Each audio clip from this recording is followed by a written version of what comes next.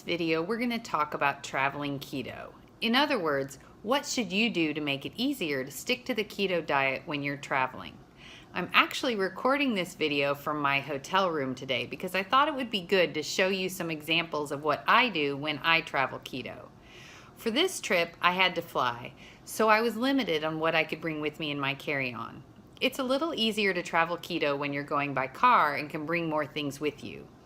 Despite flying though, I was able to bring and do quite a few things to help me stick with keto even when I'm away from home.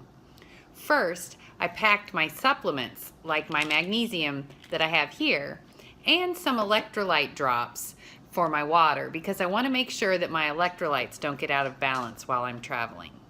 Second, I packed some simple foods that travel well, like nuts and seeds, to help me have some healthy foods with me in case I got stuck at the airport or in a hotel that wasn't near a grocery store. I also made sure to buy some cold foods like hard-boiled eggs and cheese sticks at the airport in my destination city when I arrived. I brought them with me to my hotel and put them in my mini fridge last night, so that was great. Another thing to think about is some of the foods or drinks that you have every day.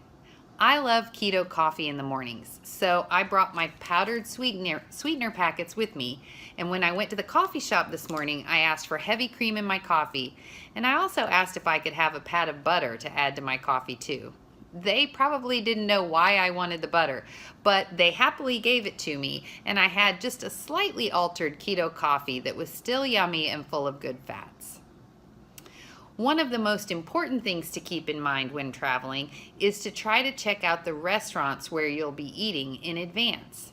The internet is definitely your friend for this. If you're by yourself, you'll have more flexibility with what restaurant you choose than if you're with a group. But either way, look online at the nutrition facts for the restaurant you're going to and try to select your meal before you arrive based on your macros. And don't be afraid to ask your server for some tweaks to the menu once you get there. Can they cook your entree in just butter? Can your meat be prepared without the sauce that it normally comes with? You should never feel bad asking if a restaurant can adapt a meal for you. Most are happy to do so, and if they can't, they'll usually try to help you find something else that is a better option for you. And finally, when you're traveling, it's a good idea to try to track your macros pretty carefully, even if you're not typically a person who likes to track their macros, and I'm not. But it's important to do this so you don't overlook any potentially hidden carbs you might be eating, and also because if you're on vacation, it might be easier to slip or cheat if you aren't keeping a record of what you're eating. I hope this video will help you the next time you travel so you can stick to keto with less stress and worry. Safe travels!